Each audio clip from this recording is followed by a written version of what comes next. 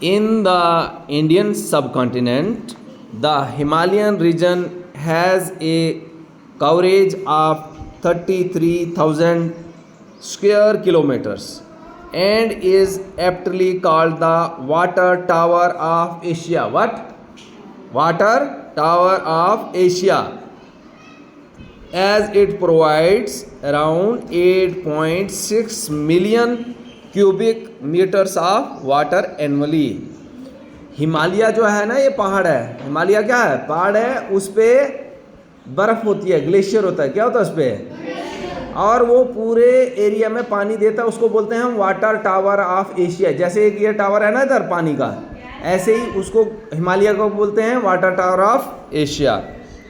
तो glaciers from this region mother several streams, इस यहाँ से जो ग्लेशियर होते हैं वहाँ से बहुत सारे इलाके को पानी मिलता है, बहुत सारे दरियाओं को पानी मिलता है। एंड रिवर्स, जो स्ट्रीम्स जो नदियाँ हैं और दरिया है, in the sub continent which support economy, इससे क्या फ़ायदा होता है? हमारी इकोनॉमी सपोर्ट होती है, हमारे एग्रीकल्चर। अगर पानी नहीं होगा दरियाओं में और डैम्स नहीं बनेंगी, हमारे खेतों में फसलें नहीं होंगी।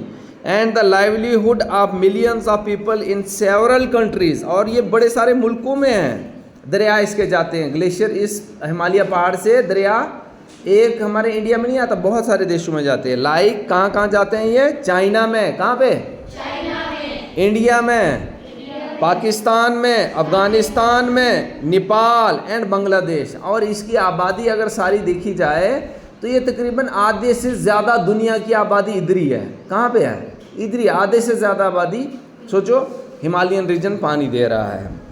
But one unnatural phenomena is set to change the very lives of these people as well as the rest of the world, endangering their very existence.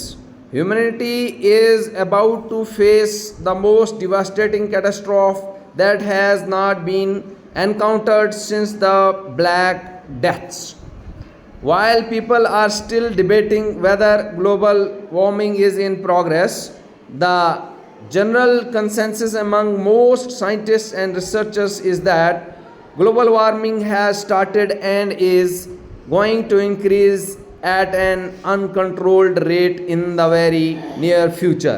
2 decades back, global warming was considered a Western concept, but now its impact is visible across the globe. Today, so it is it.